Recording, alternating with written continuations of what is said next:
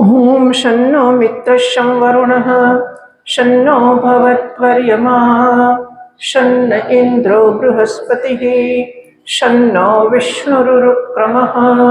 नमो ब्रह्मणे नमस्ते वायो त्वमेव प्रत्यक्षं ब्रह्मासि त्वमेव प्रत्यक्षं ब्रह्म वदिष्यामि ऋतं वदिष्यामि सत्यं वदिष्यामि तन्मामवतु तद्वक्तारमवतु अवतु माम् अवतु वक्तारम्। ओम शांति शांति शांतिः। ओम सहना भवतु सहनौ भुनक्तु सह वीर्यं करवावहै तेजस्विनावधीतमस्तु मा विद्विषावहै। ओम शांति शांति शांतिः। ओम यश्छन्दसा वृषभो विश्वरूपः छन्दोभ्योऽध्यमृतात् सम्बभूव समेन्द्रो मेधया स्पृणोतु अमृतस्य देवधारणो भूयासम् शरीरं मे विचर्षणम् जिह्वा मे मधुमत्तमा कर्णाभ्यां भूरिविश्रुवम् ब्रह्मणः कोशोऽसि मेधया पिहितः श्रुतं मे गोपाय। ओम शांति शांति शांतिः। ओम अहं वृक्षस्य रेरिव कीर्तिः पृष्ठं गिरेरिव ऊर्ध्वपवित्रो वाजिनीव स्वमृतमस्मि द्रविणगुं सवर्चसं सुमेधा अमृतोक्षितः इति त्रिशङ्कोर्वेदानुवचनम्। शांति शांति शांतिः।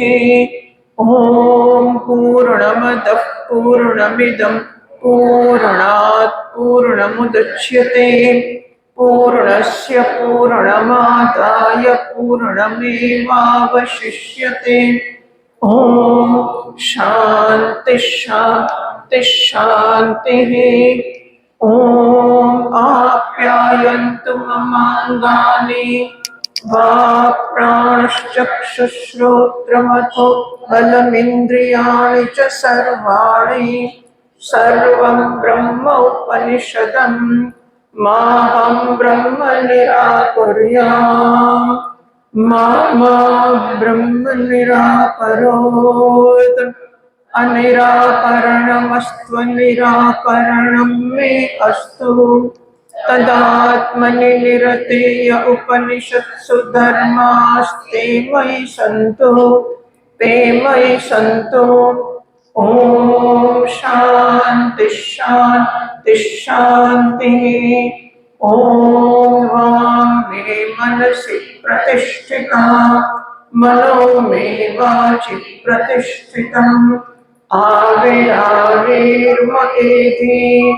वेदस्य महाणैः स्तः श्रुतं मे मा प्रभासीः अनेनाधीतेन अहोरात्रान् सन्ततामि ऋतं वदिष्यामि सत्यं वदिष्यामि तन्मामवतु तद्वक्तारमवतु अवतु माम् अवतु वक्तारमवतु वक्तारम्।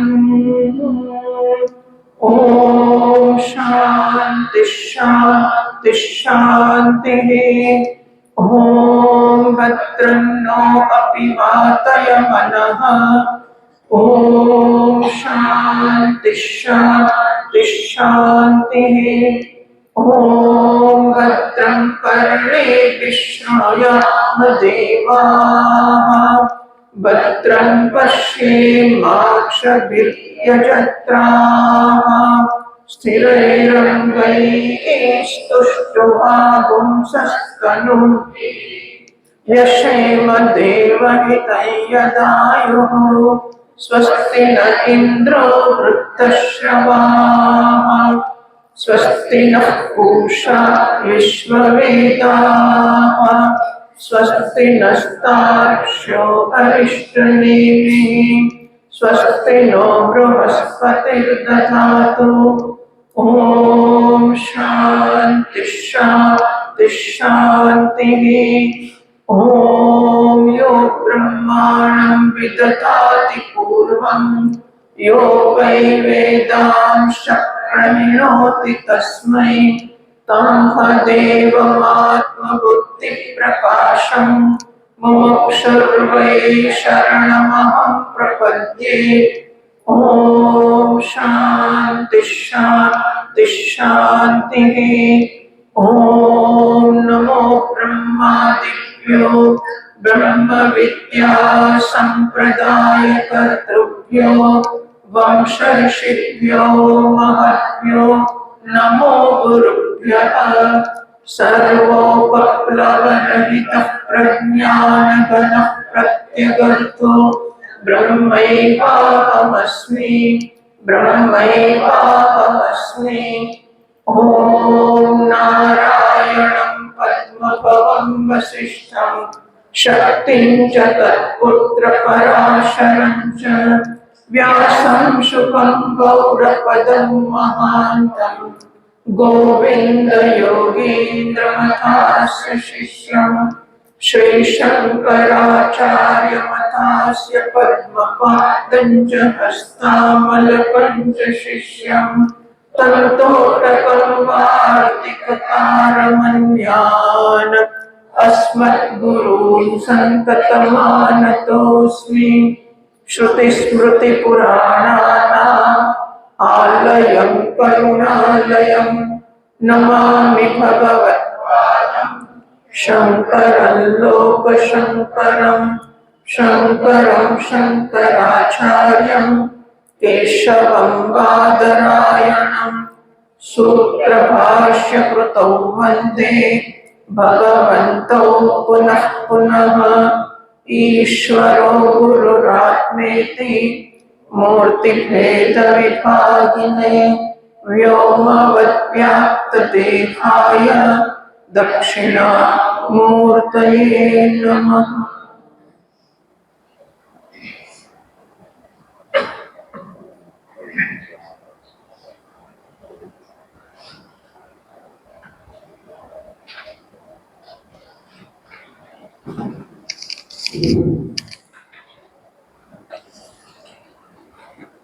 એની જરૂર છે પેલા પંખાને તો બંધ કરી દેવા જોઈએ.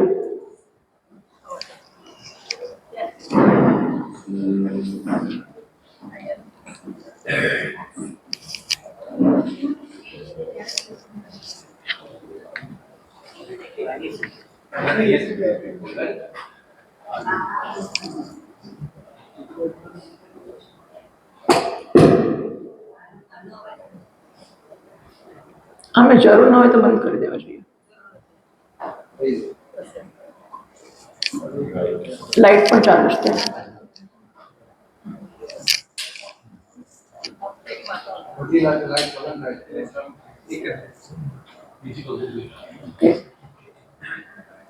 નારાયણ નારાયણ. પંખો ચાલુ રાખવાનો, લાઈટ પણ ચાલુ રાખવી, એ રસ્તો નથી.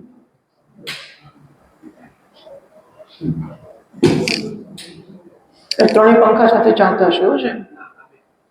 બસ સરસ. નારાયણ નારાયણ નારાયણ.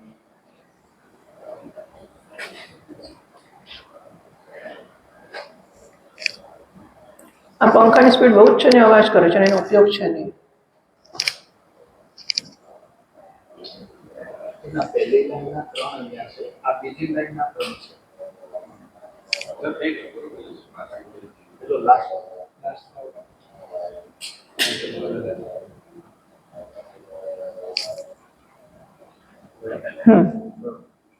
સરસ. નારાયણ નારાયણ.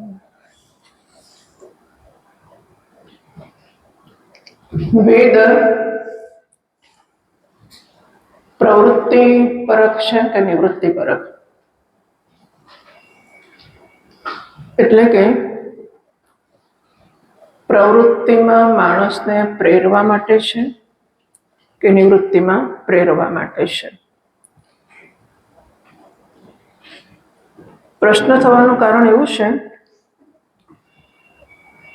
કે જે કોઈ જન્મે છે એ ખાતરીપૂર્વક એવું માને છે કે હું ઊણો છું, અધૂરો છું, અલ્પ છું, દીન છું, હીન છું, મારામાં કશું ખોટે છે. વિચાર તો કરો કે શું ખોટે છે એ પણ એ શોધતો નથી. નહીં, માણસ પૂછતો જ નથી કે શું ખોટે છે, એ તો કે તને શું થયું છે, બસ કંઈક ખોટે છે, બરાબર નથી, કશું ખોટે છે. જ્યાં સુધી એને શું ખોટે છે, શેની ઓળખ છે, શેની અછત છે, એવી ઓળખ ના થાય, એવો નિશ્ચય ના થાય, તો એ શું મેળવીને પોતાની ઉણપને પૂરી કરવાનો પ્રયત્ન કરી શકે. સમજાય? મને ભૂખ લાગી છે, બહુ તકલીફ છે. શેની તકલીફ છે કે બહુ જ ભૂખ લાગી છે તો ખાવાનું ખાઈએ, બહુ તાપ લાગે છે તો ઠંડક કરીએ, બહુ થાક લાગે છે તો આરામ કરીએ. પણ અનકમ્ફર્ટ કે કંઈક અગવડ છે એવું લાગે, એ અગવડ શેની છે કે શી છે એ ઓળખાય તો ઉપાય કરી શકાય. ઓળખ્યા વગર કરીએ તો થાય કંઈ? ખબર જ નથી કે શું, પણ કંઈક કંઈક ગરબડ છે. બિચારા માણસને આવી જિંદગી છે, એને ખબર જ નથી કે શું થાય, પણ કંઈક થાય છે ખરું. જન્મ્યો ત્યારથી સતત પ્રયત્ન કરે, સતત જ કર્યા જ કરે, નવરો બેસે જ નહીં. ઉતાવળ છે, સમય નથી. શેના માટે? ખબર નથી. શું કરવું છે, શું જોઈએ છે, શું મેળવવું છે, ક્યાં જવું છે, કશી જ ખબર નથી, પણ સમય નથી, દોડાદોડ કરવાની છે. અને કારણ કે એ એવું માને છે કે મારામાં કશું ખૂટે છે, એટલે મારે મારામાં કશોક ઉમેરો કરવાની જરૂર છે. કારણ કે મારામાં કંઈક ખૂટે છે માટે હું દુઃખી છું. જો હું અધૂરો છું એનો મને આનંદ હોય તો વાંધો નહોતો, પણ મને મારામાં કશીક ઉણપ લાગે છે, અધૂરપ લાગે છે, એને કારણે દુઃખ થાય છે. પાછો માણસ બીજાને જુએ ને તેને એમ થાય છે કે એ કેટલો સુખી છે. દરેકને એવું થાય છે, દરેક માણસને એવું થાય છે કે પેલો કેટલો સુખી છે, પણ એને એવું જ થાય છે કે પેલો કેટલો સુખી, પણ એને એવું થાય છે કે પેલો કેટલો સુખી છે. કોઈ એવું નથી થતું હું સુખી છું, બધા સમજે પેલો સુખી, પેલો સુખી, પેલો સુખી, બસ. એટલે મારામાં કશી ખોટ છે. હવે સ્વાભાવિક છે કે ખોટ હોય અને પૂરી કરવી હોય તો કંઈ કામ તો કરવું જ પડે ને. બેઠા બેઠા મળે? પૈસા જોઈતા હોય તો બેઠા બેઠા પૈસા મળે? ના મળે. કેમ દુઃખી છો? પૈસા નથી, ગરીબ છો એટલે. તો પછી પૈસા લાવવા મહેનત કરવી પડે. કેમ દુઃખી છો? કે લગ્ન થતું નથી એટલે, તો લગ્ન કરવા મહેનત કરવી પડે. કેમ દુઃખી છો? કે મિનિસ્ટર થતો નથી એટલે, તો પ્રધાન થવા માટે મહેનત કરવી પડે. જે પ્રકારની મારી સમજ છે કે અમુક વસ્તુના અભાવને કારણે મારામાં ઉણપ છે, ખોટ છે, અધૂરપ છે, અલ્પતા છે, હું જે કારણને લીધે મને જોઈએ એવો ગમતો નથી, હું જોઈએ એવો ખુશ નથી, એ કંઈક કારણ સમજીને એને દૂર કરવાનું. એટલે કે કશુંક મેળવવા દ્વારા આ ઉણપના ખ્યાલથી મુક્ત થવાનો ગંભીર પ્રયત્ન કરે છે. અને આપણા વેદો છે એ માણસના હિતનો માર્ગ બતાવે છે. વેદોનું એક જ કામ છે, મનુષ્યનું કલ્યાણ કેવી રીતે થાય એનો રસ્તો બતાવવો.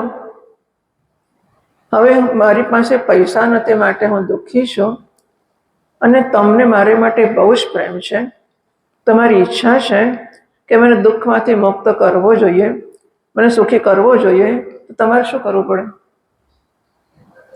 સમજ પડી હું શું પૂછું છું? મારી પાસે પૈસા ઓછા છે, પૈસા ઓછા છે માટે હું દુઃખી છું અને મારે વધારે પૈસાની જરૂર છે. તમને મારા માટે બહુ પ્રેમ છે, તમારી ઈચ્છા છે કે હું દુઃખમાંથી મુક્ત થાઉં, એને માટે તમે જે કંઈ કરવું પડે એ કરવા તૈયાર છો, તો તમારે શું કરવું જોઈએ?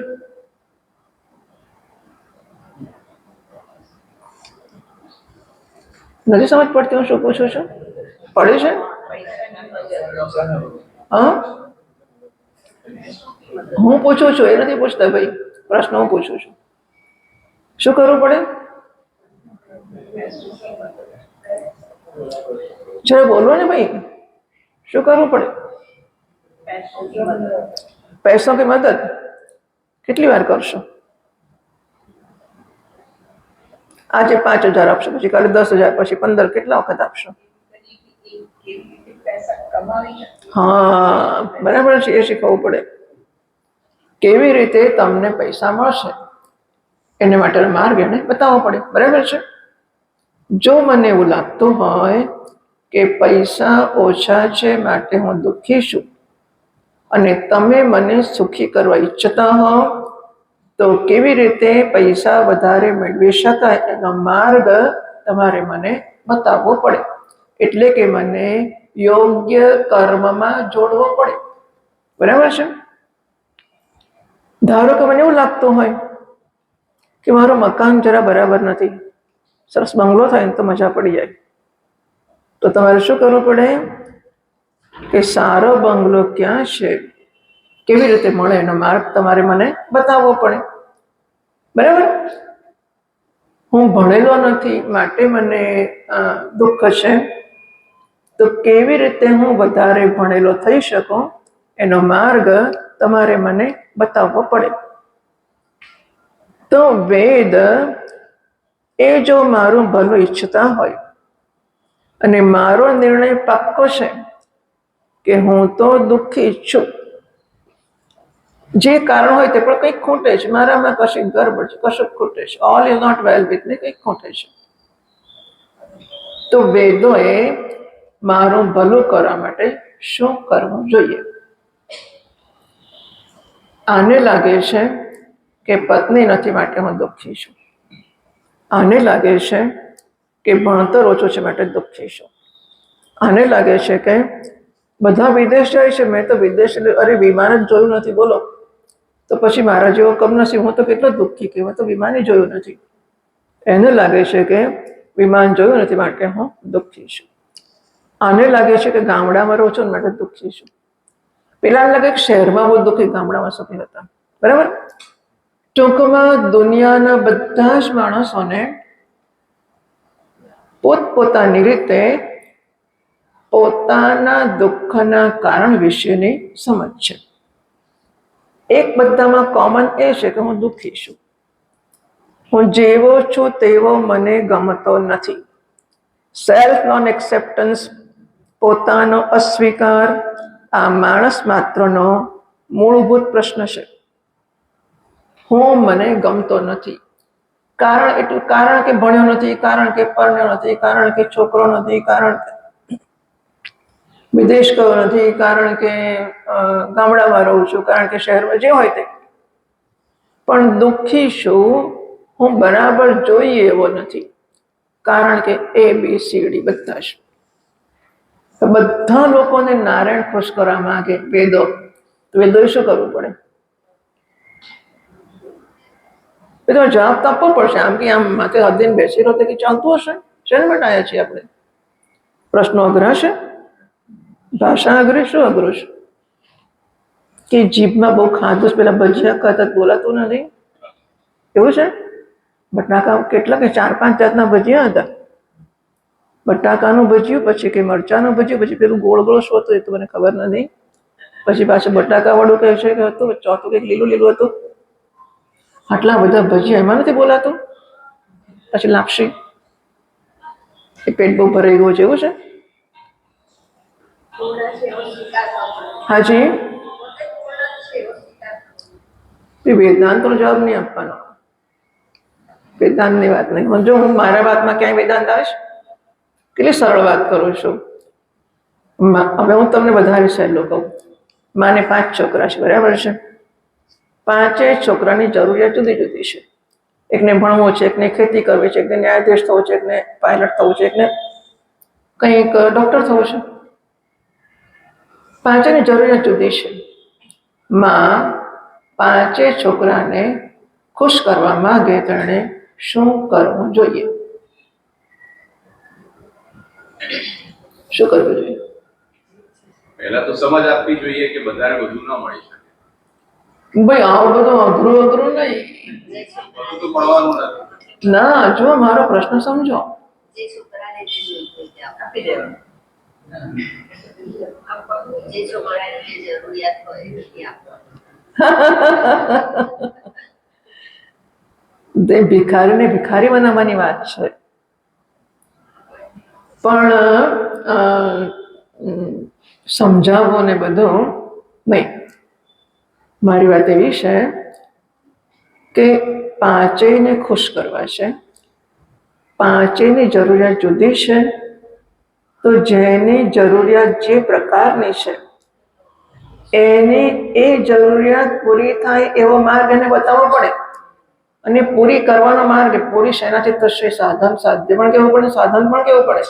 જો બેટા તું ભણીશ તો તારો પ્રશ્ન ડૉક્ટર થવું છે ને, બહુ જ મહેનત કર, બહુ મહેનત કરીશ ને ભણીશ તો થશે. ઊંઘ આવે છે તો ચા કરી આપીશ, ચા પી. હું તને સાધન બતાવીશ, રસ્તો બતાવીશ, તને કરવા લાગીશ, પણ તું કર. ભણવા માંગે છે, ડૉક્ટર થવા માંગે છે ને ભણવાનો માર્ગ બતાવશે. ન્યાયાધીશ થવો છે એનો માર્ગ બતાવશે. ખેતી કરવી છે એનો માર્ગ બતાવશે. જુઓ, સમજાવવા માટે પણ એક ભૂમિકા જોઈએ. તમારો છોકરો ચોકલેટમાં કઈ સમજાવો કે નાક દુખશે તો મારી જશે? કહો ને. સમજાવવાને પણ વાર લાગે. એના પહેલા વિશ્વાસમાં લેવો પડે કે બેટા તારું બધું તું તો જે કહેતો હું કરવા તૈયાર જ છું. ચોકલેટ લે, ચોકલેટ. એને ખાતરી થવી જોઈએ કે મારો બાપ કે મારી માં હું જે કહીશ તે કરશે મારા ભલા માટે. પછી સમજાવી શકાય. ત્યાં સુધી લઈને આ સમજાવી શકાય.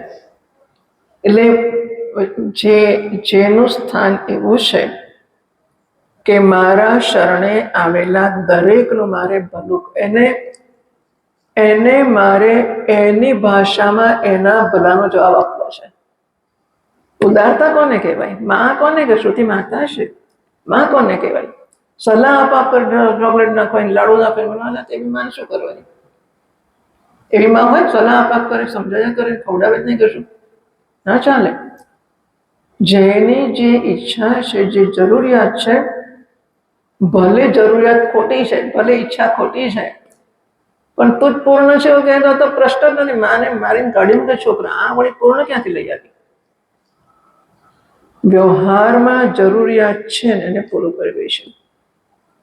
એટલે વેદોનું આ કામ છે કે ત્રણેય કાળમાં, ભૂતકાળમાં જે થઈ ગયા માણસો, અત્યારે જે છે, ભવિષ્યમાં જે થશે, બધા જ માણસોની બધી જ જરૂરિયાતો પૂરી કરવા માટેના માર્ગ, સાધનનો, સાધન એટલે આ સાધન છે, આ સાધનને આ પ્રકારે કામમાં લાવવું, એથી કર્તવ્યતા. આ સાધન છે અને એ સાધન કે યજ્ઞ સાધન, અગ્નિહોત્ર યજ્ઞ સાધન છે. અગ્નિહોત્ર આ રીતે કરવો એ પણ. એટલે સ્વર્ગમાં જવું, પેલો માણસમાં તો સ્વર્ગમાં જવું છે. આ પૃથ્વી લોક તો જોઈ લીધો. સ્વર્ગમાં જવું છે, ચોક્કસ જવાશે. સ્વર્ગ બહુ સરસ છે.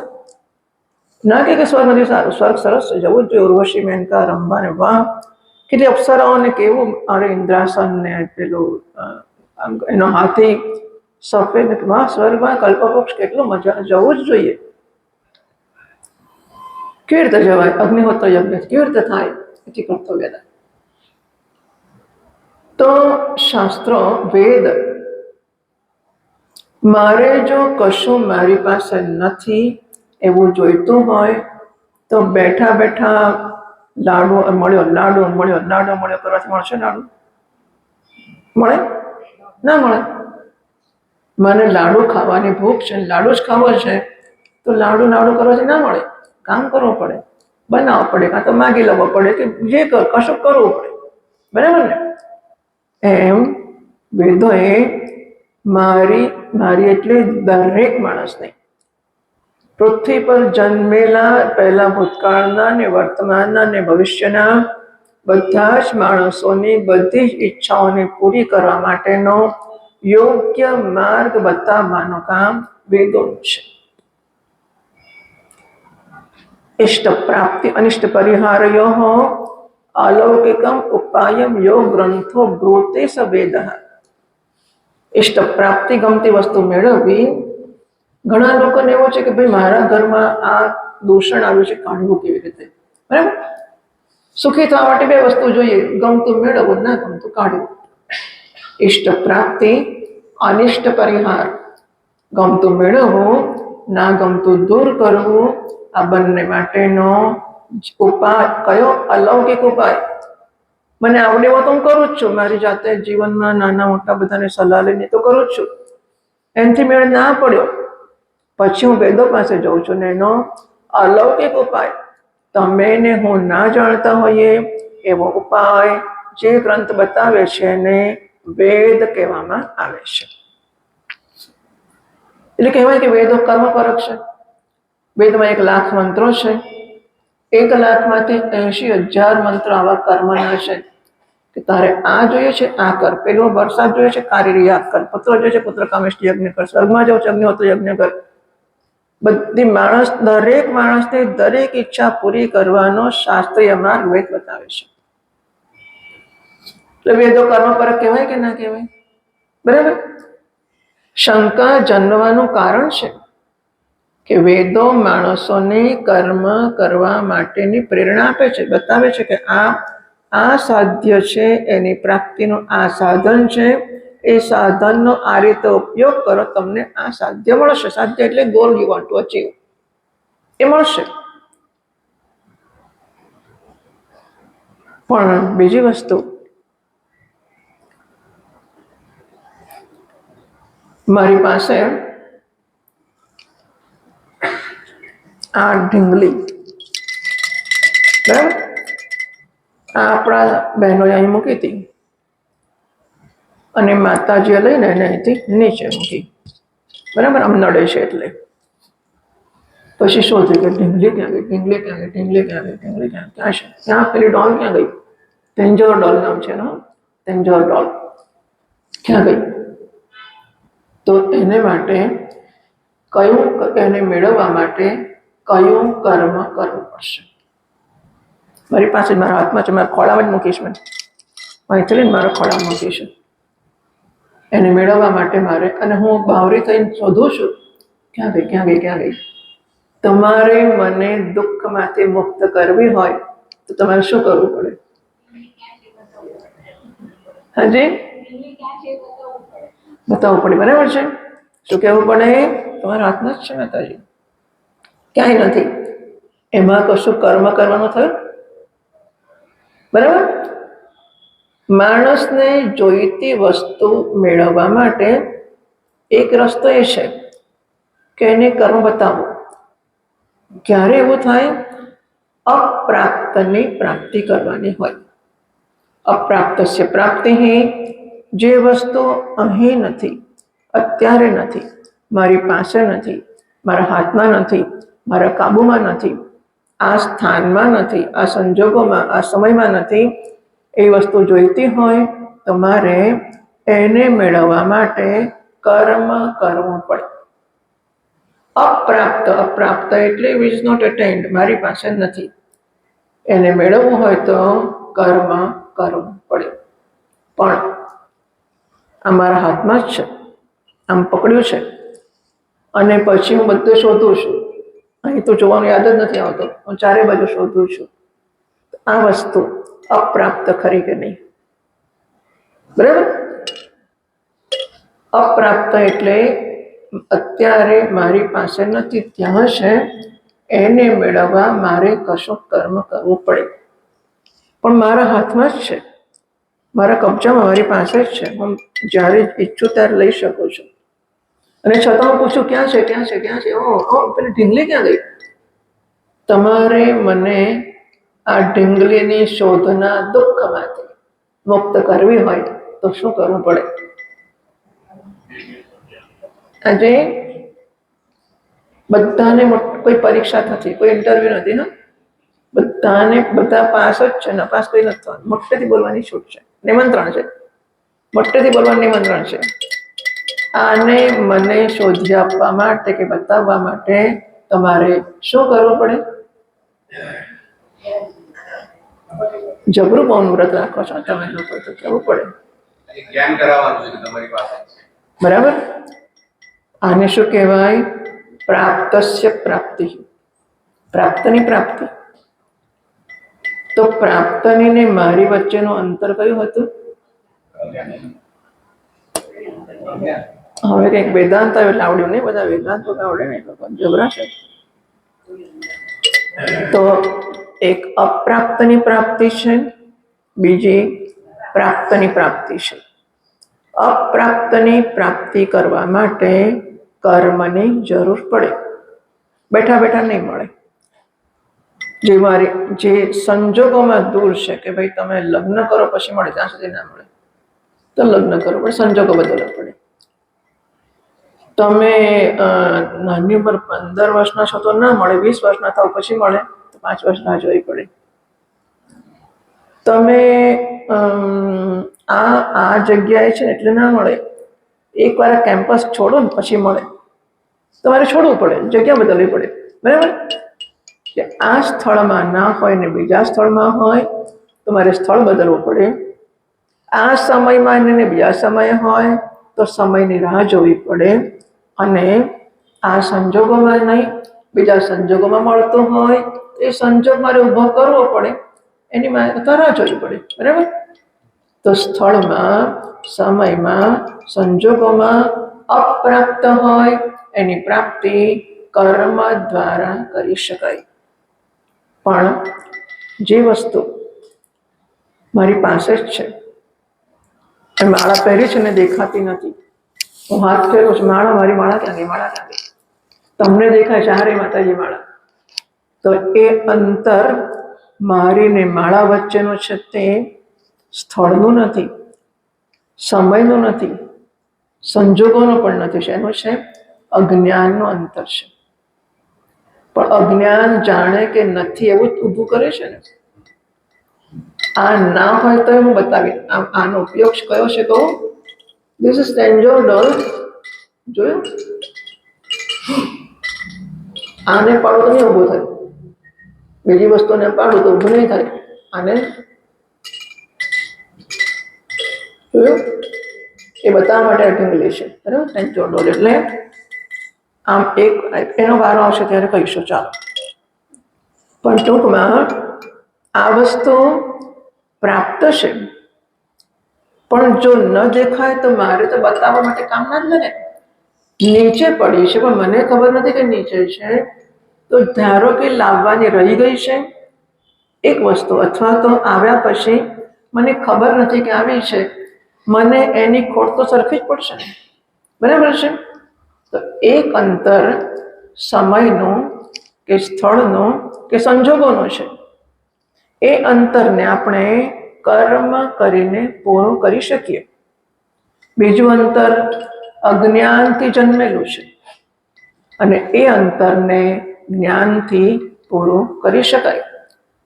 એક અપ્રાપ્તની પ્રાપ્તિ છે, બીજી પ્રાપ્તની પ્રાપ્તિ છે. અપ્રાપ્તની પ્રાપ્તિ કર્મથી જ થશે, પ્રાપ્તની પ્રાપ્તિ જ્ઞાનથી જ થશે. બરાબર. તો હવે આપણને સુખી કરવા ઈચ્છતા વેદો છે એ આપણને જ્યાં સુધી એવું લાગે કે મારું સુખ ત્યાં બેઠું છે, પેલા ઝાડ પર, પેલા પંખા પર મારું સુખ બેઠું છે, તો મને વેદોએ બતાવવું પડે કે પેલા પંખામાં સુખ હોય તો લટકાવી લઈ આવવું પડે, બરાબર ને? મારું સુખ અન્યત્ર છે, તો મને એ મેળવવાનો ઉપાય શાસ્ત્રોએ બતાવવો પડે. પણ શાસ્ત્રોની ઘોષણા છે તત્વવાસી, તો જે આનંદને શોધે છે તારું સ્વરૂપ છે. એવું કેવી રીતે હોય? હું આનંદ હોઉં ને તોય હું દુઃખી હોય નહીં? કેવું વિચિત્ર છે ને! શાસ્ત્રો કહે છે કે હું સચ્ચિદાનંદ છું, હું આનંદ ઘન છું, આનંદ જ મારું સ્વરૂપ છે, આ બધું તો આગંતુક છે, સ્વરૂપ મારું આનંદ છે, એવું શાસ્ત્રો કહે છે. અને મારો અનુભવ છે કે અરે દુઃખના તો પાડ છે મારા પર, તૂટેલા જવા દો ને, કેટલું દુઃખ જ દુઃખ છે મને તો શાસ્ત્રો કહેતા હોય એ છતાંય કે હું આનંદ છું, અને હું શ્રદ્ધા તો રાખું છું, શાસ્ત્રો કહે છે એ સાચું છે. તો પ્રશ્ન એ થાય કે જો શાસ્ત્રો કહે છે એ સાચું છે કે હું આનંદ છું, તો મને શા માટે એવું લાગે છે કે આનંદ મારે ક્યાંકથી લાવવાનો છે? બરાબર? લગ્ન કરો એટલે આનંદ થશે, સંતાન જન્મે તો આનંદ થશે, પૈસા મળશે તો આનંદ થશે, વિદેશ જવું તો આનંદ થશે, વિદેશથી પાછો સ્વદેશ આવો તો આનંદ થશે. માણસને જે છે એનાથી બીજી આ ખરી ગરબડ છે. હા, આપણે સમજવા જેવી વસ્તુઓ છે. તમે વિચાર કરો કે તમારા દરેકના મનમાં કશુંક ચિત્ર છે કે અમુક એટલે આનંદ, ખરું કે નહીં? બરાબર? વિદેશને એમ છે કે સ્વદેશ એટલે આનંદ, સ્વદેશ વાળાને પૂછો સ્વદેશ એટલે આનંદ કે વિદેશ એટલે આનંદ? લગ્ન કરેલાને પૂછો કે આનંદ કે અરે કે આમ પડ્યો આની અંદર, નહોતું કરી બહુ સારું હતું. નથી કર્યું પૂછો કે આનંદ કે લગ્ન થતું નથી એટલે દુઃખી છું. સમજાય છે? દરેક માણસનું ચિત્ર સુખનું જે છે, બીજાને માટે ચિત્ર દુઃખનું છે. તે ચિત્ર સુખનું હોય કે એ ચિત્ર સુખ છે કે દુઃખ છે? લગ્ન કરવું એટલે સુખ, એવું ખરું કે નહીં? બિચારા લગ્ન કરેલા લોકો ના હિંમતથી આમ જોરથી આમ કરે છે, જોરથી ભૂલમાં પડશો શું થાય? આ એક ભૂલ એવી છે, ઇરિવર્સિબલ ભૂલ છે એક જન્મમાં. તો લગ્ન કરવો એ સુખ એવો નિર્ણય નથી, સંતાનને જન્મ આપવો એ સુખ એવો નિર્ણય નથી, પૈસા એટલે સુખ એવો નિર્ણય નથી, વિદેશ એટલે સુખ એવો નિર્ણય નથી, સત્તા એટલે સુખ એવો નિર્ણય નથી, કશું જ નથી. તો જે વસ્તુ પહેલો છોડે છે સુખી થવા માટે, એ લાવીશ તો હું સુખી થઈશ. મારા પડોશી એની પત્નીને છૂટાછેડા આપ્યા, અને આજે એ કોર્ટમાં થતો હશે ને, કોર્ટમાંથી બધું નક્કી કરાવીને આવે ને, છોટો હાશ છૂટી માથેથી કેટલા વર્ષથી માથે પડી હતી, હાશ આજે છૂટો થયો, અને પડોશી રાહ જોતો હતો ત્યાં છૂટે તો હું લગ્ન કરી લઉં. અને એને એ પણ ખુશ છે, કેમ કે મને મળી. પેલો ખુશ છે કે હાશ છૂટી, બીજો ખુશ છે કે હાશ મળી. શું ક્યાં મળી એમાં કે છૂટી એમાં? આવું જ છે. એટલે કલ્પના સિવાય કશું છે જ નહીં. દુઃખ એટલું જ કલ્પના છે, સુખ એટલી જ કલ્પના છે. અને આ સંજોગોમાં શાસ્ત્રો ધ્યાન દોરે છે કે આનંદ મારું સ્વરૂપ છે, સુખ અને દુઃખ એ તો માત્ર મારી કલ્પનાઓ છે. એ સાપેક્ષ છે કે પાણી ગરમ કહેવાય કે ઠંડુ. અત્યારે આ જગ્યાનું ટેમ્પરેચર છે એ વધારે એટલે ગરમ કહેવાય કે ઠંડુ કહેવાય? શું કહેવાય? આ જગ્યાએ ગરમી કહેવાય કે ઠંડી કહેવાય? હાજી, અરે મે મહિનામાં આવશે એના કરતા ઠંડુ છે, અને પેલું શિયાળામાં આવ્યું હતું એના કરતા ગરમ છે. તો બધે આ સાપેક્ષ નિર્ણયો છે, સાપેક્ષ આપણા સિદ્ધાંતો છે, આપણે સમજતા નથી. અને સુખ કહેવાય કે દુઃખ કહેવાય સાપેક્ષ છે. તો શાસ્ત્ર કહે છે કે હવે બીજી વસ્તુ કે આ ઢીંગલી મારી પાસે છે એવું નક્કી. તો મને કહ્યું કે તમારા હાથમાં છે, એટલે બહુ સરસ જોઈ ગયું. તમે મને કહો કે તમારા હાથમાં છે, એ જાણ્યા પછી પણ આને હું આમ તેમ કર્યા કરું, આમ કર્યા કરું, અને જોવું જ નહીં તો મને એનો લાભ થાય કે નહીં. એટલું એમ કહેવા માંગુ છું કે જ્યારે કર્મની જરૂર હોય ત્યારે કરવું જરૂરનું છે, પણ પ્રાપ્તિમાં કર્મ છોડવું જરૂરી છે. લગ્નની જેમ કે હું તમને દાખલા આપું, પતિ સ્ત્રી પુરુષે લગ્ન કર્યા, પતિ પત્ની એમને સંતાન છે, એક બે સુખી પરિવાર છે. હવે એ સુખી પરિવારના સભ્યો સુખને શોધવા ઘરના 4-5 માણસો બધા બહાર ફરે છે. પેલો પૈસામાં, પેલો જાત જાતની જગ્યાએ શોધે છે અને એમને કહેવામાં આવે છે કે સુખ તો તમારા ઘરમાં છે, પરિવારમાં, હૂંફમાં સુખ છે, પૈસામાં નથી. 5 જણા બેસો, સમયસર બેસો, પ્રાર્થના કરો, જમો સાથે, વાતો કરો, શેર કરો, સુખ તો એમાં છે. હવે એ બહારનું ખાવાનું ને ફરવાનું છોડશે તો ઘરમાં બેસી શકશે, બરાબર ને? પેલો બાળકને કહે કે કોરોના વખતે બધા ઘરમાં ખાતા થઈ ગયા. કેમ ક્યારે ઘરમાં ખાધું? અત્યાર સુધી કેમ નહોતા ખાતા? કારણ કે બહારનું છોડતા નહોતા. બહારનું ખાવાનું બંધ થાય તો ઘરનું જ રાખે. એટલે આપણે પ્રવૃત્તિ બંધ કરીએ તો નિવૃત્તિને માણી શકીએ, તો જે છે એને જોઈ શકીએ. એટલે શાસ્ત્રો આ પણ કામ કરે છે કે મને એ નિવૃત્તિ શીખવે છે. સુખ બહાર નથી, બહાર સુખ છે કલ્પના છે. જેવું ત્યાં પહોંચીશું એટલે સુખ ત્યાંથી ત્યાં થશે. સુખ ક્યાં હતું? 10મા ધોરણની પરીક્ષામાં સુખ છે.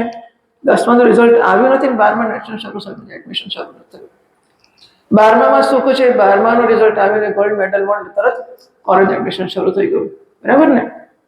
તો સુખ અમુક જગ્યાએ છે તો કલ્પના છે. આવી સમજ પડતી ગઈ. અનુભવ બધાને છે, એનું વિશ્લેષણ નથી, એની નોંધ નથી. વિશ્લેષણ કરતો ગયો, સમજતો ગયો, વાત સાચી છે. અને તો જો હવે સુખને હું 10મા ધોરણમાં મૂકું તો મારી પાસે હોય તો ત્યાં મૂકું કે ના હોય તો મૂકું? કેમ કે મારી પાસે પૈસા તમને હું સોંપું, 5 મહિના તમે રાખજો, પછી લઈ જઈશ. તો મારા પૈસા તમને આપ્યા ને પાછા લેવા આવું, મારી પાસે હતા એટલે આપ્યા કે નહોતા એટલે આપ્યા? હતા એટલે આપ્યા ને.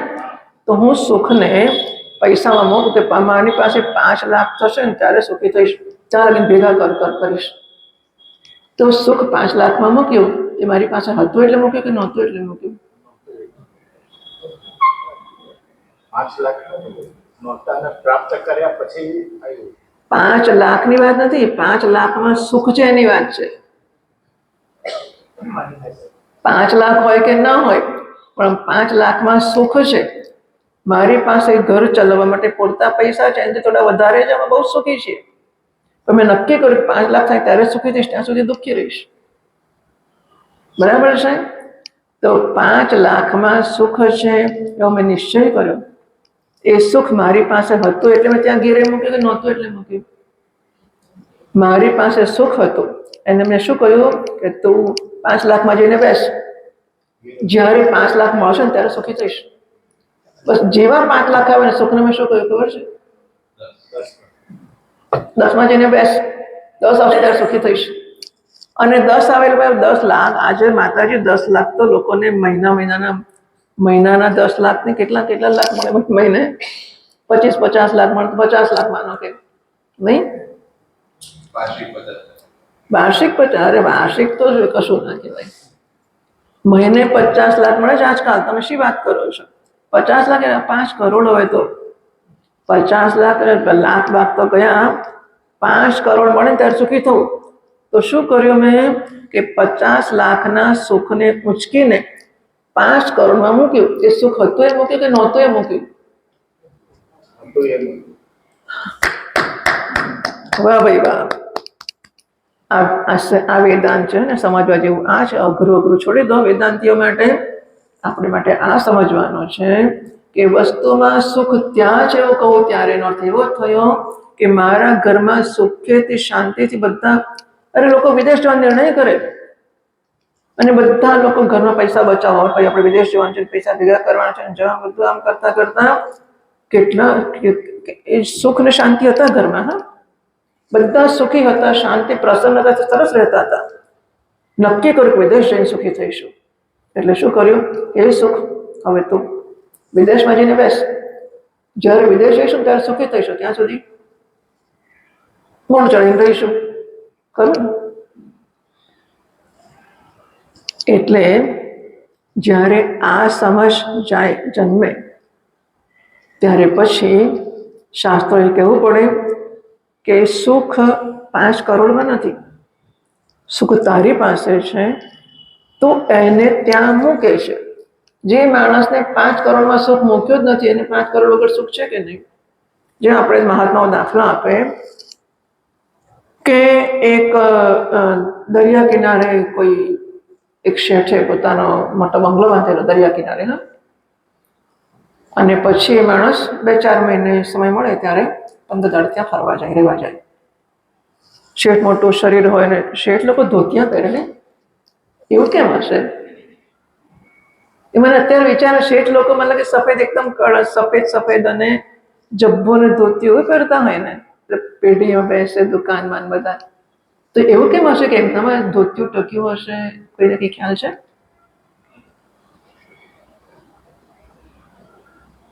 કેમ એવું હશે? પણ આ વાત સાચી છે ને? It's an observation. એટલે એનું કારણ શોધવું પડે.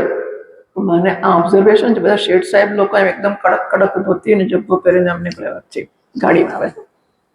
મહાત્માઓ પાસે પણ આવતા મને યાદ છે કે અમુક મહાત્માઓની પાસે અમુક એ આમ સફેદ બગલાની પાંખ જેવા કપડાં પહેરીને ધોતીઓ જબ્બો પહેરીને આવે લોકો.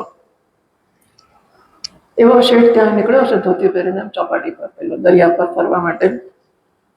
સામે એક માછીમાર એને મળે. એટલે માછીમાર આમ જાય ને પેલો શેઠ આમ જાય, પછી આમ 2 જણા ચાલે. 2-4 દાડા ચાલ્યું આવ જવાનું, એટલે પછી જરા હેલો કહેવાનું, જય શ્રી કૃષ્ણ કહેવાનો સંબંધ થયો. પછી ધીરે એક દાડો પેલો શેઠ હિંમતથી કહે છે કે ભાઈ તું શું કરે છે? હું તો માછીમાર છું. તો તું તો ક્યારે કામ કરે છે? 2 કલાક કામ કરું છું. 2 કલાક?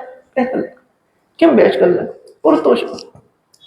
2 કલાકમાં જેટલા માછલા મળે એટલા વેચી આવું, એમાંથી પૂરતા પૈસા મળે, મારું ઘર સરસ ચાલે છે, મારે કંઈ વધારે જરૂર નથી. પણ ધારો કે તું 4 કલાક કરે તો ડબલ પૈસા મળે. ધારો કે 8 કલાક કરે તો બહુ પૈસા મળે. અને 10 કલાક કરે તો આટલા બધા પૈસા મળે. તું તો એવું કર ને, 10 કલાક કામ કર ને, પછી બહુ બધા પૈસા આવશે. પણ આટલો પહોંચી ના વળે ને, કેવી રીતે 10 કલાક? અંધારું થઈ જાય પછી કરું કેવી રીતે? એ લોકો રાતે કરતા હોય છે માછીમારી. પણ તો માણસ રાખવાના, પછી તારે એકલા તારે તો શેઠાઈ કરવાની. તારે શું કરવાનું? 5 માણસ રાખવાના, 5 માણસો માછલા મારે બધાને પગાર આપવાનો, અને બધા પૈસા તારે લઈ લેવાના. પછી શું કરવાનું? પછી બંગલો બાંધવાનો. પછી શું કરવાનું? જોતો નથી હું શું કરું છું, કેવું આંટા મારું છું? કે સાહેબ હું તો ત્યાં આંટા મારું જ છું. આંટા મારવા માટે આટલા માછલા મારવા અને ધંધા કરવા અને પછી પૈસા ભેગા કરવા અને પછી શેઠની જેમ સફેદ કપડાં પહેરીને આંટા મારવા, એ તો મારું જ છું સાહેબ. તો જેનું ચિત્ર એ નથી બન્યું કે બંગલો બાંધીને આંટા મારું તો સુખી કેવો, એના વગર સુખી જ છે. પણ જો પેલો એનામાં જન્માવી શક્યો હોત કે હું તો દુઃખી કેવો, સુખી ના કેવો, સુખી આ કહેવાય, જો કેવો મોટો બંગલો છે, હે ભગવાન, તો એને એના સુખને ત્યાં મૂક્યું, એને મેળવવા મહેનત કરવી પડે. બરાબર છે? હવે શાસ્ત્ર આ વસ્તુ સમજાવે અને તો સુખ અપ્રાપ્ત રહે કે પ્રાપ્ત રહે? નાઉ ઇટ ઇઝ પ્રાપ્ત. 5 લાખ અપ્રાપ્ત છે પણ સુખ અપ્રાપ્ત નથી. વસ્તુ ભલે દૂર છે પણ હું સુખને ત્યાં ગીરે મૂકું તો મારું સુખ ત્યાં જશે. ના મૂકું તો સુખ મારી પાસે છે, હું સુખ છું. અને તોય માત્ર જ્ઞાનનો વિષય છે, કર્મનો વિષય નથી. બરાબર? વેદાંત કોને કહેવાય છે? કે જો વેદાંત એ વેદનો જ ભાગ છે. વેદના 80,000 મંત્રો છે, એ કર્મ વિભાગના છે. 16,000 ઉપાસનાના છે અને 4,000 ઉપનિષદોના છે. 1,00,000 મંત્રો છે વેદના, એમાંથી 80,000 કર્મના, 16,000 ઉપાસનાના, 4,000 એ ઉપનિષદોના જ્ઞાનના. આમ તો ઉપાસના એ કર્મ તો કહેવાય છે, માનસ કર્મ. તો શું થયું? 80 ને 16 96,000 તો મંત્રો કર્મ નાશ થયા, ખાલી 4,000 જ્ઞાનના. તો 96,000 મંત્રો કર્મની વાત કરે છે ને 4,000 જ્ઞાનની વાત કરે છે. તો વેદોનું તાત્પર્ય કર્મમાં જોડવાનું છે કે જ્ઞાનમાં જોડવાનું છે. આ જે સમજાવે એને વેદાંત કહેવામાં આવે છે. બરાબર? વેદાંત એટલે શું? વેદો કર્મને વરેલા છે કે વેદો જ્ઞાનને વરેલા છે, એટલે કે વેદાનામ પ્રવૃત્તિ પરકત્વમ નિવૃત્તિ પરકત્વમ વા. વેદો કર્મ પ્રવૃત્તિ પરક છે કે નિવૃત્તિ પરક છે? આવી શંકા જન્મે ત્યારે પ્રવૃત્તિ પરક નથી અને નિવૃત્તિ પરક છે એવું સમજાવો. એ કામ જે કરે એને વેદાંત કહેવામાં આવે છે. વેદોનો અંત ભાગ છે માટે પણ વેદાંત કહેવાય છે, અને વેદોનો મુખ્ય સિદ્ધાંત છે માટે પણ એને અંત શબ્દનો સિદ્ધાંત પણ થાય છે. તો વેદોનો સિદ્ધાંત છે માટે પણ એને વેદાંત કહેવામાં આવે છે. આ વેદાંતના 3 પ્રસ્થાન પ્રચલિત છે કે પ્રસિદ્ધ છે. એક ભગવદ્ ગીતા ઉપનિષદો, બીજું ભગવદ્ ગીતા, ત્રીજું બ્રહ્મસૂત્ર. 3 પ્રસ્થાન છે. પ્રકરણ ગ્રંથોનું સ્થાન પણ ઘણું ઊંચું ગણવામાં આવે છે. પ્રકરણ ગ્રંથ એને કહે છે કે શાસ્ત્રનો એક ભાગ લઈને એનો વિસ્તાર કરે છે. આપણે જેનું અધ્યયન કરવા જઈ રહ્યા છીએ પંચદશી ગ્રંથનો પંચદશી પ્રમેય પ્રધાન પ્રકરણ ગ્રંથ કહેવાય છે. પ્રમેય એટલે જ્ઞાનનો વિષય. જેને જાણવું છે તેને પ્રમેય કહેવામાં આવે છે. તો શાસ્ત્રોનો પ્રમેય આત્મા છે. હું મારા સ્વરૂપને ઓળખું. આ હું કે આત્મા શાસ્ત્રોનો પ્રમેય છે. હું મને જાણું છું કે નહીં? હું છું મને ખબર છે? હું ભાનમાં છું એ ખબર છે? હું છે મને ખબર છે. હું ભાનમાં છું એ ખબર છે, પણ હું આનંદ છું એ ખબર નથી. એટલે હું છું ને હું ભાનમાં છું, આનંદ અન્યત્ર છે એ મારે લાવવાનું છે. એટલે મુશ્કેલી આટલી આનંદ વિષયની છે. એટલે આનંદ ઘન આત્મા એ પ્રમેય છે. હું આત્મા આનંદ છું એ સિદ્ધ કરવાનું કામ પંચદશી, મુખ્યત્વે પંચદશી ગ્રંથ છે એ પ્રમેય પ્રધાન એટલે કે આનંદ સ્વરૂપ આત્માનો ઓળખ કરાવવાનું કામ કરે છે. પંચદશી એનું નામ છે. એ બતાવે છે કે 15 પ્રકરણ એમાં છે. પંચદશી 5 અને 10 એટલે પંચદશી.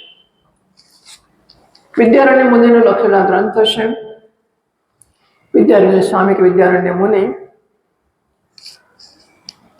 તમારી પાસે આ પુસ્તક છે ને, બધા પાસે ના હોય તો તમને મળી શકશે, લઈ લેજો. વિદ્યારણ્ય સ્વામીનો મોટો પરિચય આપ્યો છે એમાં. એ શૃંગેરીના શંકરાચાર્ય હતા અને બહુ સરસ. એટલે વિદ્યાનું અરણ્ય છે. અરણ્ય એટલે જંગલ. એ વિદ્યાનું જંગલ એટલી વિદ્યા એમની પાસે હતી અને એમનો ઘણો લાંબો પરિચય છે. આપણે નથી વાંચતા, પણ તમે વાંચજો, તમને ગમશે. તો વિદ્યારણ્ય એટલે એક નાની વસ્તુ કે બહુ ક્રૂર દરિદ્રતા એમને ત્યાં ઘણી દરિદ્રતા હતી. બ્રાહ્મણો છે દરિદ્ર. બ્રાહ્મણો સરસ્વતીને ભરેલા હોય ને, એટલે લક્ષ્મીને જરા વેર હોય કે તમે સરસ્વતીની પૂજા કરો છો તો હું નહીં આવું તમારે ઘેર. હા, એટલે બ્રાહ્મણો સામાન્ય રીતે દરિદ્ર હોય. આમને પણ એવું જ હતું વિદ્યારણ્ય સ્વામીને. પણ લક્ષ્મી બહુ ઉપાસના કરી, પણ લક્ષ્મી કહે છે કે આ જન્મમાં તો મળીશ જ નહીં, તને આવતા જન્મે મળીશ.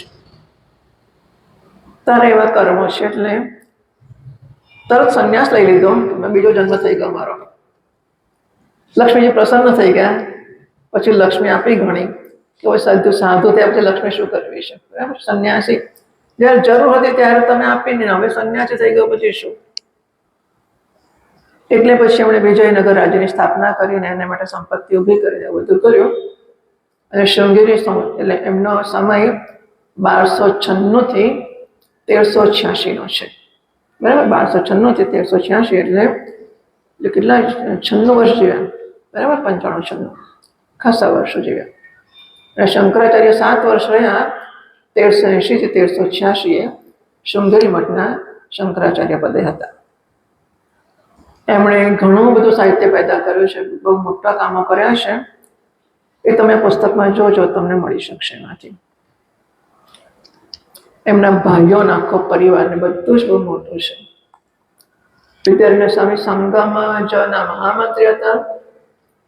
અદ્વૈત મકરંદના લેખક લક્ષ્મીધરના મામા હતા. વિદ્યાતીર્થ, ભારતી તીર્થ, શ્રીકંઠાચાર્ય અને શંકરાનંદજીના શિષ્ય હતા. વિદ્યાતીર્થ અને નૃસિંહતીર્થના પ્રશિષ્ય હતા. કૃષ્ણાનંદ ભારતી, બ્રહ્માનંદ ભારતી અને રામકૃષ્ણના ગુરુ હતા. કર્ણાટકમાં બ્રાહ્મણ હતા. વિજયનગર સામ્રાજ્યના સ્થાપન ધોરણ હતા. સાયણ ભોગનાથ 2 ભાઈઓ હતા. એમના સિંગલા નામની એક બહેન હતી, એનો પુત્ર લક્ષ્મીધર. બરાબર. ને આખા પરિવારો જ વિદ્વાનો. આમ બધા ઉપરના જુઓ, નીચેના ગુરુઓ પણ એટલા પ્રસિદ્ધ મહાપુરુષો અને શિષ્યો પણ એટલા પ્રસિદ્ધ મહાપુરુષો. આ વિદ્યારણ્ય સ્વામીનું ખૂબ મોટું નામ છે. ને એમનો આ પંચદશી પ્રમેય પ્રધાન ગ્રંથ છે. પ્રમેય એટલે આપણી ભાષામાં તો હું જ્ઞાન સ્વરૂપ છું એની ઓળખ કરાવનારો આ ગ્રંથ છે. આમ તો પંચદશીનું દરેક પ્રકરણ સ્વતંત્ર રીતે બ્રહ્મ જ્ઞાન પેદા કરાવવાની ક્ષમતા ધરાવે છે. પંચદશીનું દરેક પ્રકરણ જો અધ્યયન સરસ કરવામાં આવે તો દરેક પ્રકરણમાં એક ક્ષમતા છે કે માણસમાં બ્રહ્મકારા વૃત્તિ જન્માવી આપી શકે. એટલો મહાન આ ગ્રંથ છે. 15માંથી પહેલા 5 પ્રકરણ છે એ વિવેક પ્રકરણ છે. બીજા 5 પ્રકરણો વચ્ચેના છે એ દીપક પ્રકરણો છે, 6 થી 10. અને છેલ્લા 11 થી 15 એ આનંદ પ્રકરણો છે. એક અલગ અલગ આનંદના નામ, અલગ અલગ દીપના નામ, અલગ અલગ વિવેકના નામ. પહેલા 10 અધ્યાય છે, પ્રકરણ છે તે વિદ્યારણ્ય મુનિએ પોતે લખ્યા છે. અને પછીના 5 જેમના પરમ ગુરુ ભારતી તીર્થ મુનિએ લખેલા કહેવાય છે. અથવા થોડો ફેર છે કે પંચદશીના પહેલા 6 પ્રકરણ વિદ્યારણ્ય મુનિએ લખ્યા છે અને પછીના 9 એમના પરમ ગુરુ એટલે ગુરુના ગુરુ ભારતી તીર્થે લખ્યા છે. એવી વાત છે. શંકરાનંદજી વિદ્યારણ્ય મહારાજના ગુરુજી છે. અને એટલે એ પોતાના મંગલાચરણમાં શંકરાનંદ ગુરુજીને પ્રણામ કરે છે. ટીકાકાર બંને ગ્રંથકારને, કારણ કે બંને જણે ભેગા થઈને ગ્રંથ કર્યો છે એટલે ટીકાકાર છે, બંને ગ્રંથકારને પ્રણામ કરે છે. આટલી ભૂમિકા સાથે આપણે પંચદશી કાલથી શરૂ કરીશું. એનો પહેલો શ્લોક મંગલાચરણ અત્યારે આપણે વાંચીએ. હું બોલાવું છું, તમે બોલજો.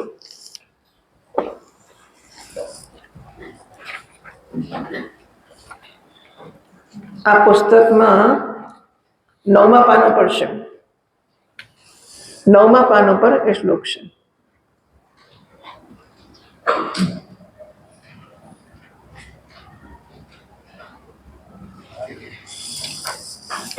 નમઃ શ્રી શંકરાનંદ ગુરુપાદાંબુજન્મને સવિલાસ મહામોહ ગ્રાહગ્રાસૈક કર્મણે. શ્રી શંકરાનંદ ગુરુજીના પાદ અંબુજન્મને શંકરાનંદ ભગવાન ગુરુના ચરણ કમળને હું અંબુ એટલે જળ, અંબુજ એટલે જળમાંથી જન્મેલું એટલે કમળ. બરાબર. તો પાદ અંબુ જન્મ એટલે ચરણ રૂપી અરવિંદ. તો મારા ગુરુજીના ચરણ કમળોને હું પ્રણામ કરું છું. એ કેવા છે? સવિલાસ મહામોહ ગ્રાહક ગ્રાસય કર્મણે. મારા ગુરુજીના શ્રી ચરણ કમળોનું એક જ કામ છે. કયું કામ છે? આ સંસારમાં જે મોહ, મહાન મોહ કોને કહેવાય? મોહ વૈચિત્ય ધાતુ છે. જે વસ્તુ જે છે તે ના દેખાય અને નથી તે દેખાય. બરાબર. 5 લાખ બરાબર સુખ, 5 લાખ એટલે અમુક રકમ તમારી નોટો ને જે કંઈ હોય તે, તો 5 લાખ એટલે આ રકમ, આ નોટ એવું ખરું, પણ 5 લાખ એટલે સુખ એવું ખરું? આ સ્ત્રી પુરુષ લગ્ન કરે પતિ પત્ની એવું ખરું, પણ પતિ પત્ની એટલે સુખ એવું ખરું? તો શું કહેવાય? નથી જ છે એવું દેખાયું કહેવાય કે નહીં? સુખ નથી તો એ દેખાયું કે નહીં? એને શું કહેવાય? મોહ કહેવાય, ડિલ્યુશન. ડિલ્યુશન. જે જ્યાં નથી તે ત્યાં દેખાય એને મોહ કહેવામાં આવે છે. દોરડીમાં સાપ દેખાય એ વેદાંતનો દાખલો છે. 5 લાખમાં સુખ દેખાય એ દાખલો નહીં, પત્નીમાં સ્વર્ગ દેખાય એ દાખલો નહીં, પૈસામાં ધન્યતા દેખાય એ દાખલો નહીં. આ મહામોહ, સવિલાસ અને આખો સંસાર શેમાંથી જન્મ? સાચું કહો, પૈસામાં સુખ છે એમાંથી, પત્નીમાં સુખ. તમે વિચાર કરો કે માણસે જન્મ્યા પછી સુખનો કશે આરોપ કર્યો ના હોત તે શું કરતો હોત? નહીં? આટલું જ કે શું સવાર ઉઠીને શું કરે? ચા નથી, ચા વગર નહીં ચાલે, ચામાં સુખ, ચામાં સુખ, ચલો દૂધ લાવો, પાણી લાવો, ચાલો ચા બનાવો, ચા પીઓ. ઉઠીને કે જન્મીને માણસ કયું કામ કરે? અહીં સુખ છે માટે આ કરો, અહીં સુખ છે માટે આ કરો, અહીં સુખ છે માટે આ કરો. માનો કે એણે સુખનો આરોપ કશે કર્યો જ ના હોય તો એનો કહેવાય નહીં કે નવરો બેસી રહે, કામ કરે, પણ સુખ વહેંચવા કરે, સુખ મેળવવા ના કરે. હા, મહાપુરુષો નવરા નથી બેસતા, કામ કરે છે. શાના માટે કરે છે? આઉટ ઓફ જોય, એ ખુશ પ્રસન્ન છે માટે પ્રસન્નતાને વહેંચવા કામ કરે છે, નોટ ફોર જોય. આનંદ મેળવવા માટે મહાપુરુષો કામ કરતા નથી. એવું નહીં કે લોકો બેસી રહે, ભલે એમનું શરીર છે, નારાયણ આપ્યો છે, એનો ઉપયોગ થતો હોય, પણ સુખ મેળવવા માટે નહીં. તો મહામોહ વખત જ નથી. માણસને પૂછો કે જરા 5 મિનિટ તો આ શિબિરમાં, શિબિર એ શું? શિબિર પ્રવચન, શેનું પ્રવચન? વેદાંત. વેદાંત એ શું? અરે અઠવાડિયું એને માટે શું મળશે? શું ત્યાં કશું મળે? ઉપરથી 5-7 હજાર ખર્ચવાના હતા, જઈને રહેવાનું, આખો દડો પ્રવચન સાંભળે, કશું મળે ના કહું છે ને, મને ટાઈમ જ નથી. માણસોને વખત જ નથી. શેને માટે? પેલું સુખ ત્યાં છે એ મોહે એટલા બધા ભરમાવ્યા છે કે અહીં ગયો ને ના મળ્યો, ત્યાં ગયો ના હોય, પેણે જઈશ, હવે પેણે જઈશ, આટલું બીજું કંઈ કરવાનું ખરું જિંદગીમાં? ખરું કશું કરવાનું? અહીંથી આટલામાંથી ના થયું એટલે સુખનો આરોપ ત્યાં કરવાનો, ત્યાં દોડવું, ત્યાં થયું કે હા બરાબર તો ના થયું, પાછું ત્યાંથી પછી ત્યાં દોડવું, પછી ભારત આખું પૂરું થઈ ગયું, વિદેશ દોડવું, પછી ત્યાં પૂરું થઈ ગયું, ચંદ્ર પર દોડવું, સુખને માટે. મહામોહ. આ જે મૂર્ખતા, કઈ મૂર્ખતા શેમાંથી જન્મી? કે આનંદ હું છું એ સ્વરૂપને ન જાણવાને કારણે અજ્ઞાનમાંથી આ ભ્રાંતિ જન્મી કે ત્યાં છે, ત્યાં છે, ત્યાં છે. એમાંથી આ બધો વિસ્તાર સંસારનો જન્મ્યો. એટલે સવિલાસ એટલે શું? મોહમાંથી જન્મેલો સંસાર. બરાબર? સંસાર એટલે સુખ ત્યાં છે, મેળવવાના ફાંફા મારવા. આ ગુરુજી જ્ઞાન આપે તો શું કરે છે? ગ્રાસ, ગ્રાસ એટલે કોળિયો, અને ગ્રાહ એટલે પેલો મગરમચ્છ. તો મગરમચ્છ કેવો બીજા માણસો તરવા જતો હોય નદીમાં, પેલો પકડે એનો પગ એટલે ખલાસ, ગમે પગ કપાઈ જાય પણ નીકળે ના મોઢામાંથી. મેં જોયું છે કે માણસ તરવા જતા હોય નદીમાં ને જો મગરના હાથનો પગ, મોઢામાં પગ આવી ગયો, પગ કપાઈ જાય પણ છૂટે ને પાછો ના નીકળે, એટલે આખો ને આખો કોળિયો કરી જાય.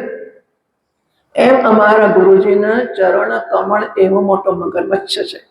એક જ કામ છે કે સવિલાસ અજ્ઞાનમાંથી જન્મેલો આ સંસાર રૂપી જે કાર્ય છે, કાર્ય એટલે એમાંથી વિસ્તાર જન્મેલો પ્રપંચ, એના સહિત અજ્ઞાનને ગળી જવાનું કામ એ કરે છે. એવા ગુરુજીને હું પ્રણામ કરું છું. આગળ આપણે કાકે જોઈશું. ઓમ પૂર્ણમદ પૂર્ણમિદં પૂર્ણાત પૂર્ણમુદચ્યતે પૂર્ણસ્ય પૂર્ણમાદાય પૂર્ણમેવાવશિષ્યતે. ઓમ શાંતિ શાંતિ શાંતિ. शङ्करं शङ्कराचार्यं केशवं बादरायणं सूत्रभाष्यकृतौ वन्दे भगवन्तौ पुनः पुनः ईश्वरो गुरुरात्मेति मूर्तिभेदविभागिने व्योमवद्व्याप्तदेहाय दक्षिणामूर्तये नमः। ॐ शान्ति शान्ति शान्तिः।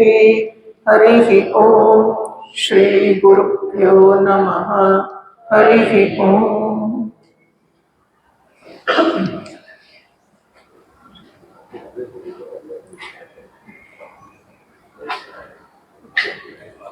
ओम